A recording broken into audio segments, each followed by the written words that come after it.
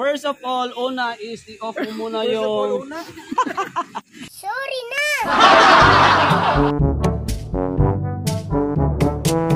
Yo, so na nagtatanong no kung paano mawala yung change oil dito sa panel natin ng Bergman. Tuturuan ko po kayo kung paano ma-erase to, no? Sa madalian lang, and let's go. First step is turn off the ignition. Yan. Hindi mo pa ginawa, alam ko na. Sorry na! Take two. First of all, una. Turn off muna yung ignition, no? Then pagkatapos second is push mo tong cell.